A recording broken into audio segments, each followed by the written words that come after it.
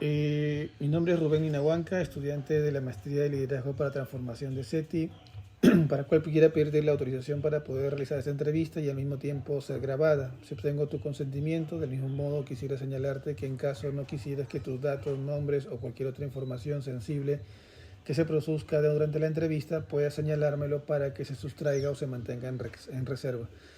Si en caso obtengo la autorización y con las consideraciones expuestas, me gustaría hacerte las siguientes preguntas. ¿Te parece bien?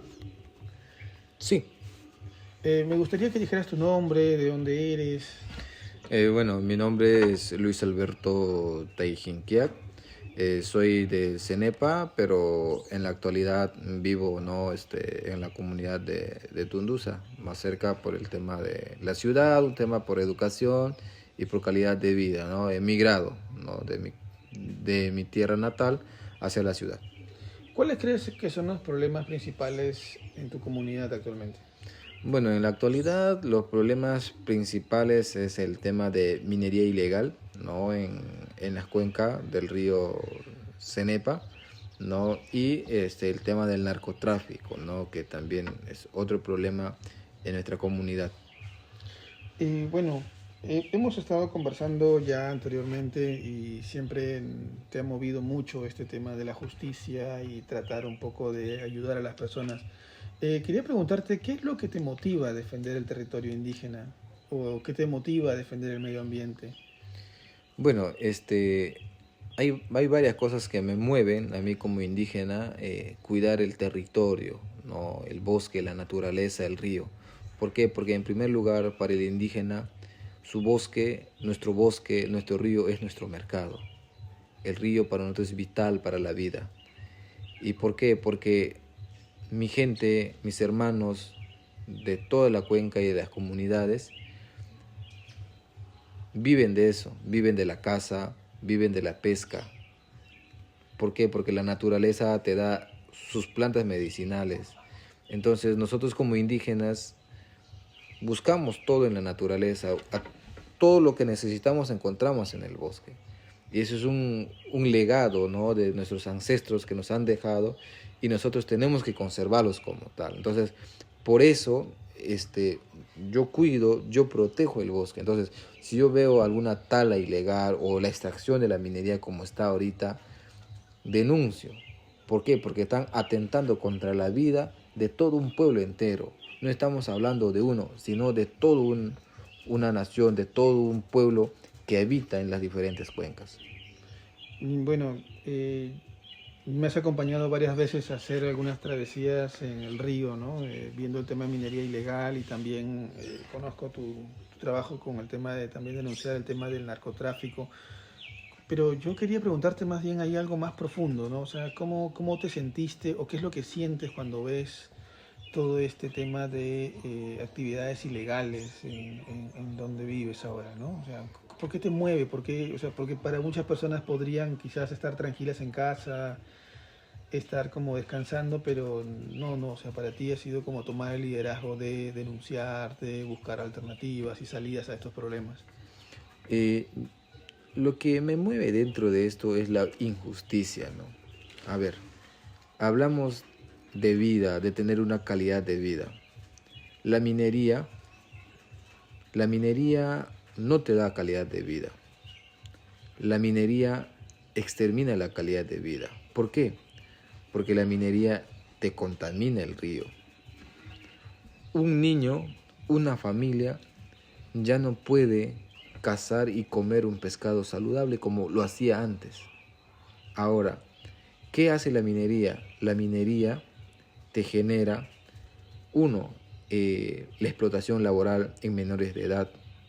¿Qué te trae la minería? Te trae la prostitución.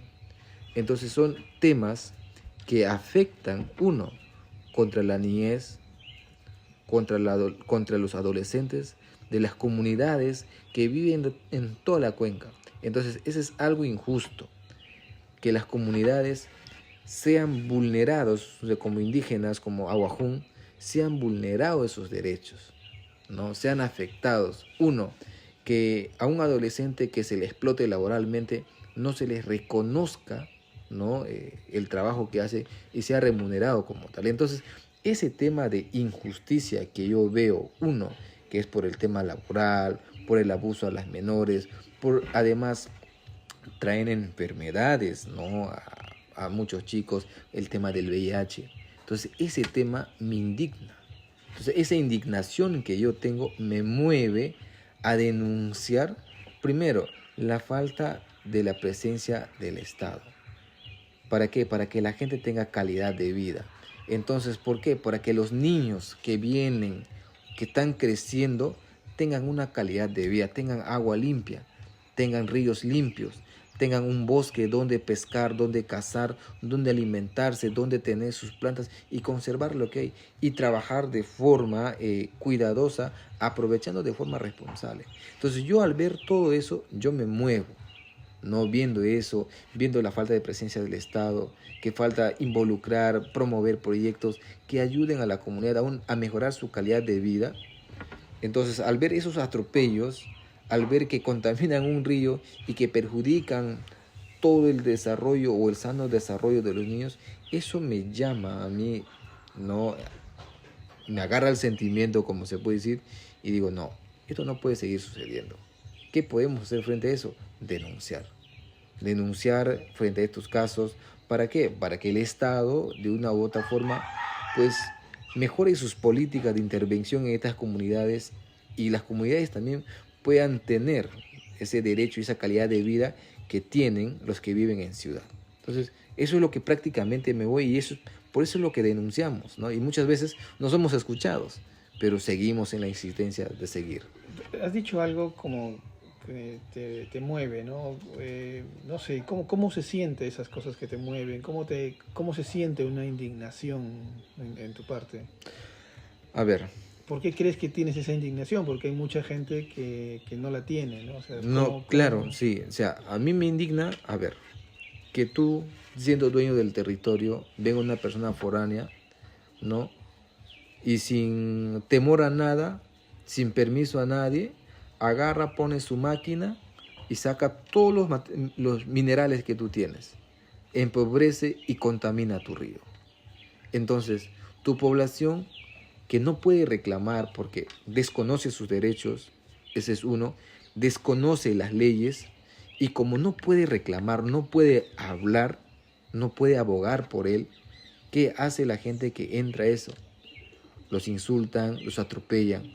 Entonces, por ese tema hay una sensibilidad, ¿no?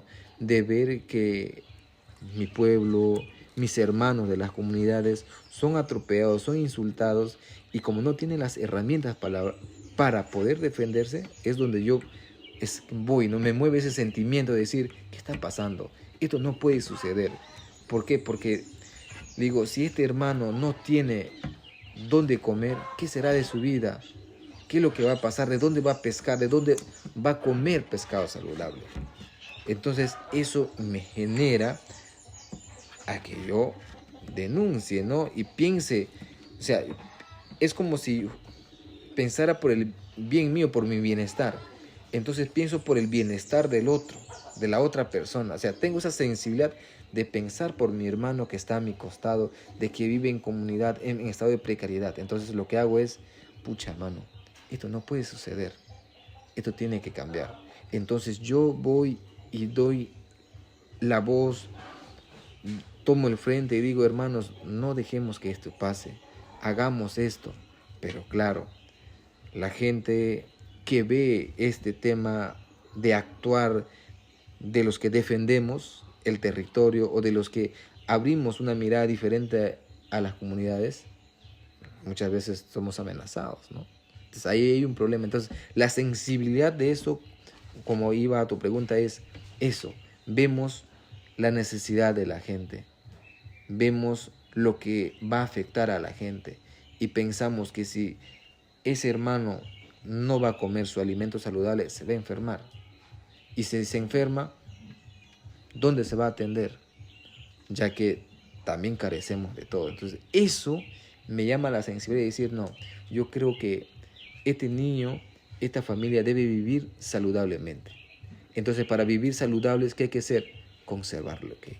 Y para conservar lo que hay, pues tenemos que luchar contra este tipo de cosas como la minería que entran en estas comunidades. ¿Cómo crees que Dios está presente frente a todos estos problemas en tu comunidad? Bueno, Dios, como en nuestra cultura lo llamamos Ajutab, Ajutab está entre nosotros dándonos fuerza, fuerza para seguir protegiendo, fuerza para seguir luchando. Nos ayuda de repente, yo puedo decir, bueno, hasta ahorita no hemos visto como muertes agresivas a pesar de que hay contaminación de minería, ¿no? Entonces Dios está presente ayudándonos para no enfermarnos, liberarnos y protegernos de esas enfermedades que a la larga pues nos podría traer muchas consecuencias. Entonces yo creo que Dios está ahí presente con nosotros cuidando en ese tema para incluso para seguir todavía creyendo en nuestro hermano, amarnos con nuestros hermanos, seguir compartiendo. Entonces el compartir en nuestra cultura es algo sagrado e importante. El amarse es querer. Entonces yo creo que Dios hace un milagro ahí para que sigamos manteniendo todavía ese respeto, ese amor entre el prójimo que más necesita. Si vemos a un hermano que necesita, pues seguir ayudando. Entonces yo creo que Dios está presente en ese tipo de acciones que nosotros día a día estamos practicando. Porque Ajutab nos dejó esa enseñanza, ¿no? O como ustedes lo llaman Dios, para nosotros Ajutab nos deja esa enseñanza de seguir, uno, primero conservar lo que tenemos, apreciar lo que tenemos. Y en otro tema es cuidar y amarnos quienes estamos ahí para tener una calidad de vida y seguir existiendo en armonía. Si te preguntara qué es Dios para ti, ¿cuáles serían tus primeras impresiones? Para mí, Dios es un ser en primer lugar algo incomprensible, ¿no? Como cultura entendemos que Dios es el creador, el que nos dio todo lo que nos rodea, desde las plantas medicinales, desde el pez que comemos, desde el río que nos bañamos, desde todo. En nuestra cosmovisión, para nosotros, Dios es un ser que nos cuida, es un ser que nos protege, es un ser que nos dio la vida para seguir, para existir, ¿no? en esta tierra, en un jardín que Él nos dio y seguir protegiendo. Entonces, para nosotros Dios es un ser que nos dio la vida, nos trajo a este mundo como sus hijos para poder cuidar, proteger la riqueza que Él nos dio. Entonces, Dios para nosotros es un ser que está con nosotros para guiarnos a una vida, como se dice, a una vida próspera. Entonces, eso es Dios, eso es Ajutab para nosotros, ¿no? El Dios que nos cuida, el Dios que nos ampara. ¿Consideras que la iglesia debe preocuparse por los problemas de las comunidades? ¿Por qué? Yo creo que la iglesia, no como es una iglesia, como se dice, una iglesia de Dios que debe ayudar al prójimo, yo creo que sí. Personalmente creo que sí, la iglesia debería preocuparse, ¿no?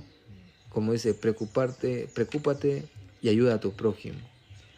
Entonces, ¿por qué la iglesia debía de repente ayudarnos?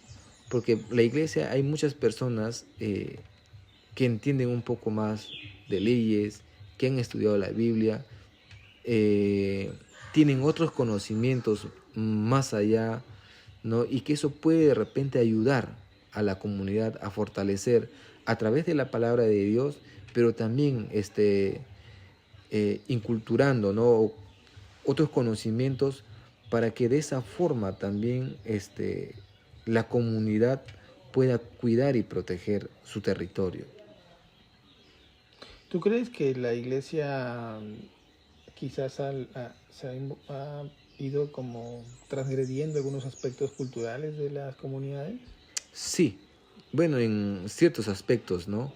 Bueno, sabemos que las iglesias tienen diferentes doctrinas, como se puede decir, sus diferentes reglas, ¿no?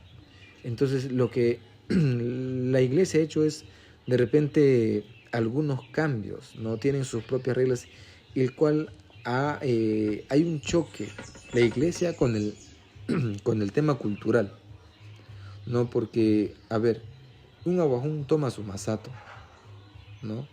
Un abajún cree en sus plantas medicinales.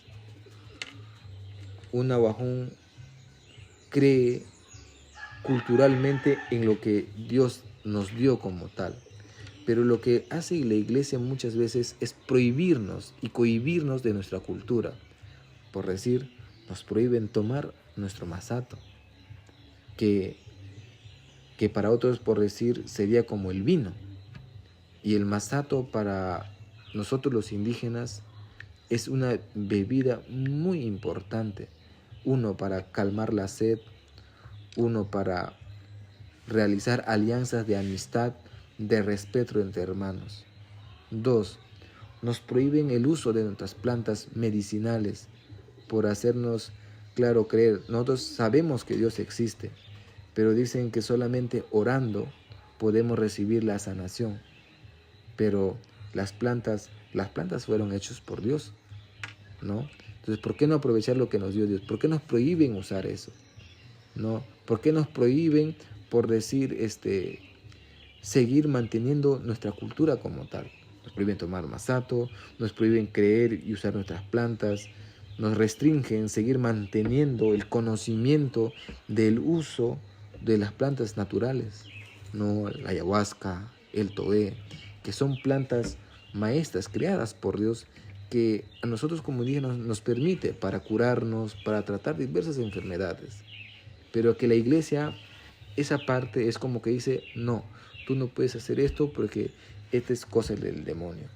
Y si tú tomas masato, no, porque tú estás entrando a la vida mundana, porque tú te emborrachas, porque tú haces esto. Entonces, yo creo que como muchas veces no sabemos interpretar la Biblia, la iglesia de repente, no sé si diría abusar, o no nos explica claramente de lo que realmente, cómo sería seguir a Dios. Pero sería bueno que no nos prohíba, ¿no?, el tema cultural. Más bien que la iglesia también se adapte, conozca un poco más de la cultura y sea partícipe dentro de la cultura, ¿no? Incultural, como se dice, inculturar, no el tema de la religión, ¿no?, con el tema cultural, con los saberes ancestrales. O sea, mejor dicho, fusionar ambos conocimientos.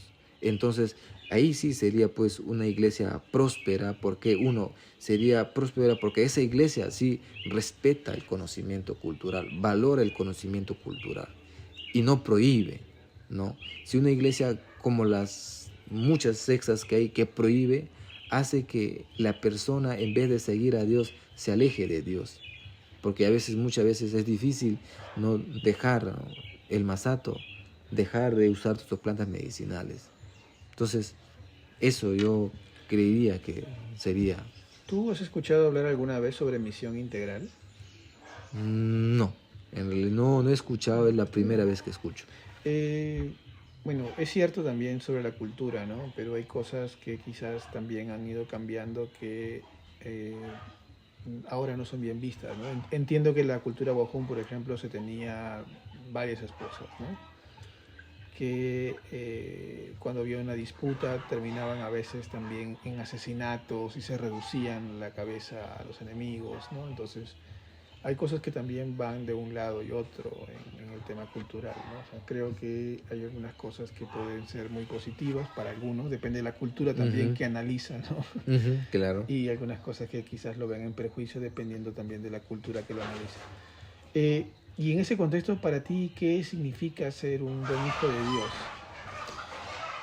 Yo creo que, a ver, las cosas con lo que justamente mencionas, los tiempos han cambiado, ¿no? Ahora el aguajún ya no reduce cabezas. Ahora el aguajún, como se dice, ya no tiene dos mujeres. Justamente, como se dice, el mundo aguajún se va adaptando a la vida occidental, no a tener una esposa, a respetar a tu hermano, pero todavía se siguen manteniendo algunas cosas, ¿no? El tema de la venganza. Si matan a tu hermano, tienes que vengarlo, que no tenía que ser así en la actualidad, ¿no? Más bien tendría que uno aprender, bueno, primero a perdonar, porque si somos creyentes, si somos hijos de Dios, como dice la palabra, aprende a perdonar.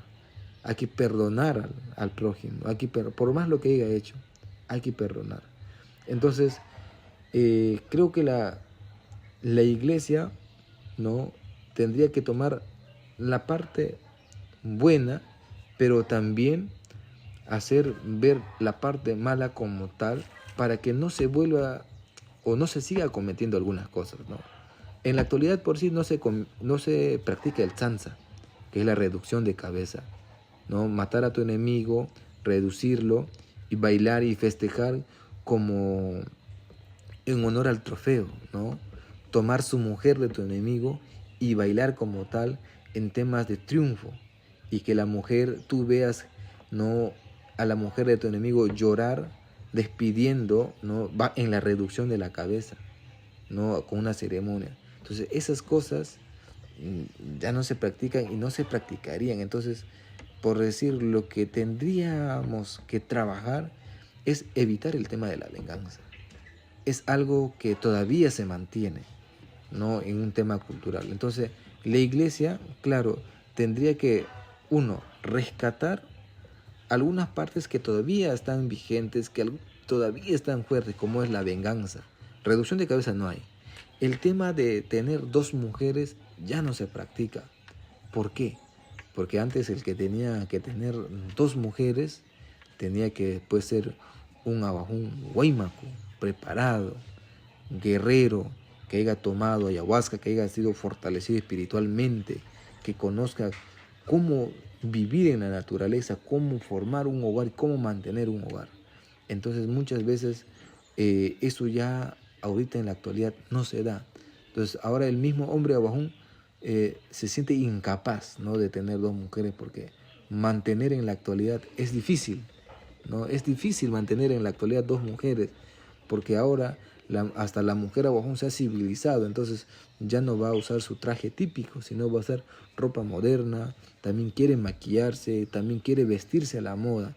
Entonces, para un hombre abajún, para mantener dos mujeres, tiene que tener un ingreso bastante elevado para tener comodidades en ambas mujeres. Entonces, eso es un tema complicado. Ahora, la iglesia lo que tendría que hacer es no explicar que eso es malo, ¿no? Que esas cosas que se practicaban ancestralmente, como la reducción, de tener dos mujeres o tomar la mujer de tu enemigo, que son malos. Más bien rescatar, ¿no? Y no prohibirte, como decía al inicio, no prohibirte de algo simple como es la alimentación, la bebida y el uso de las plantas, sino más bien entrarte o hacerte entrar en conciencia de que estas cosas como la reducción de tener dos mujeres no es bueno, que en la actualidad es algo, o sea, es algo mal visto, ¿no? Volviendo un poco a la pregunta, era, ¿tú crees que ha habido un impacto, bueno, un impacto del cristianismo en las comunidades nativas, al menos en Cenepa? ¿Cómo lo puedes evaluar tú? Ha tenido tanto un impacto, sí ha tenido bastante impacto, ¿no? Hay dos formas de impacto. En algunos hay un impacto positivo, en algunos hay un impacto negativo. Ahora, ¿cuál es el impacto positivo? Que la gente tiene conexión con Dios, puede tener una vida más armoniosa en casa, en familia, ¿no? Empieza a respetar a su prójimo. Ahora, lo negativo es que la iglesia te pone restricciones, te cohíbe de tu cultura. Entonces, esos son los impactos. Tienes el impacto positivo y tienes el impacto negativo. Y que a veces la gente, viendo eso, se aparta de la iglesia, ¿no? ¿Cuáles crees tú entonces que deberían ser como los criterios para ser un buen hijo de Dios? Bueno, para ser un buen hijo de Dios, tendrías que ser una persona, como se dice, respetarte a ti mismo, respetar a tu prójimo, ¿no? Aprender a cuidar a tu comunidad, siempre, ¿no? Con la bendición, como se dice, con la bendición de Dios, tendrías que aprender a enfrentar los problemas que existe dialogando y no con, digamos, ¿cómo se puede decir? Con maltratos y golpes, sino siempre, ¿no? Como se dice, respetando al prójimo, amando al prójimo, solucionando todo con diálogo para llevar la fiesta en paz y tener una vida armoniosa en nuestras comunidades. Eh, ¿Tú qué crees que tendría que, a ver, dame un segundo, ¿tú qué consideras que tendría que pasar en la comunidad para que actualmente esté en armonía? ¿Qué tendría que pasar en la comunidad para que estemos en armonía? Bueno, como se... Es una pregunta bastante, digamos, ¿qué podría pasar en nuestra comunidad para estar en Que armonía? tendríamos que cambiar, no sé. No, lo que tendríamos que cambiar es nuestra mirada, ¿no? Redireccionar nuestra cultura, tomar lo positivo, ¿no? Las cosas buenas y dejar nuestras malas prácticas. Yo creo que eso haría que nosotros seamos buenos cristianos, buenos hermanos. ¿Por qué? ¿Por qué digo eso? ¿Por qué tomar las cosas positivas? O sea, tomemos las buenas prácticas, no el compartir con tu prójimo, que ahora en la actualidad muy poco se hace, ¿no? Y lo que tenemos que hacer es dejar por decir el odio, la envidia si tu hermano prospera. Si tu hermano siembra cacao, plátano y vende y hace su platita, no envidiar al hermano, sino también tratar de ayudar y también nosotros tener que trabajar en vez de estar mirando lo que hace el prójimo por nuestra familia y evitar esos conflictos. Entonces, para ser buenos hijos de Dios teníamos que separar algunas cosas en esta comunidad que todavía siguen vigentes, como salir de, ¿no? ¿Tú te consideras cristiano? Sí, ¿Por qué? yo me considero una persona cristiana, bueno, en primer lugar porque trato de ayudar a mi prójimo con lo que tengo, y si de repente tengo que ayudar hablando por ellos, tengo que hacerlo. Y si tengo que ayudar a un anciano, a una niña o algo, lo tengo que hacer. De repente no puede ser dándole, no sé, dinero, alimento, pero sí buscando la forma de tratar de ayudar a esa persona para que pueda tener lo que necesita en el momento. Esta pregunta es un poco difícil quizás, pero vamos a ver cómo podemos ir reflexionando juntos. Pero quería preguntarte algo. ¿Cuál consideras que es tu propósito de vida dentro de tu comunidad? O sea, tu propósito de vida dentro de la comunidad. ¿Cuál es tu propósito dentro del entorno donde tú estás viviendo ahora? Bueno, mi propósito dentro de mi entorno, en donde estoy viviendo, es, uno, primero, prepararme un poco más, ¿no? Aprender, ¿no?, de los avances tecnológicos. ¿Para qué? Para que con ese conocimiento que yo tenga pueda ayudar también, ¿no?, a los hermanos de las comunidades, ¿no? ¿Por qué? Porque a veces es muy difícil salir de una comunidad, ¿no?, y vivir en una ciudad por los costos, el tipo de alimentación, no, los gastos que eso genera. Entonces, vivir en una comunidad es diferente. Entonces, ¿cómo haría eso? O sea, es contribuir con lo aprendido en la comunidad. ¿Cómo? Luchando por sus derechos, hablando en defensa del territorio, que muchas veces ellos no pueden, pero uno que está de repente viviendo en una ciudad, está al tanto de lo que está pasando, está leyendo más, está investigando más, tienes cómo poder hablar, cómo poder defender, ¿no?, de las necesidades, de los problemas de tu comunidad. ¿Crees que la Biblia nos enseña a proteger el ambiente? Yo creo que en la Biblia nos enseña a cuidar, porque nos dice que cuidemos lo que tenemos. Cuida la casa común. Cuidar la casa común significa cuidar nuestro ámbito, ¿no?, donde vivimos, ¿no? ¿Qué pasa? ¿Por qué nos enseña a vivir? A cuidar nuestra casa. Porque si nosotros destruimos nuestra casa, ¿dónde nos vamos a vivir? Si nosotros exterminamos la selva, contaminamos los ríos, ¿dónde vamos a ir a vivir? Entonces yo creo que la Biblia nos enseña eso, ¿no? Nos da esa enseñanza de cuidar, ¿no? Proteger el espacio donde vivimos, el entorno donde estamos. Porque si nosotros destruimos nuestro entorno, ¿a dónde vamos? Entonces yo creo que la Biblia nos da esa enseñanza, ¿no? De cuidar, trabajar y aprovechar de forma amigable y responsable nuestro entorno y administrarlo como debe ser. ¿Crees tú que Dios permite esta contaminación en el río Cenepa, por ejemplo? No. ¿Por qué no?